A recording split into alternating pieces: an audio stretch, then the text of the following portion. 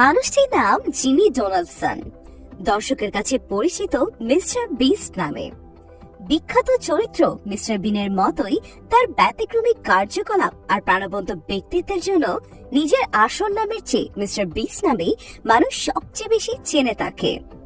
তিনি বিশ্বের অন্যতম জনপ্রিয় মার্কিন ইউটিউবার।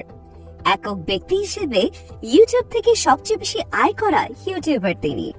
মিস্টার বিস্ট 2012 সালে তার ইউটিউব চ্যানেল শুরু করেন এবং রাতারাতি তার অত্যন্ত ব্যয়বহুল স্টান্ট ভিডিওগুলোর জন্য জনপ্রিয় হয়ে ওঠেন। 2024 সালের জানুয়ারিতে তার চ্যানেলটির গ্রাহক সংখ্যা 234 মিলিয়নে পৌঁছেছে। বর্তমানে এটি ইউটিউবের দ্বিতীয় সর্বোচ্চ সাবস্ক্রাইব চ্যানেল।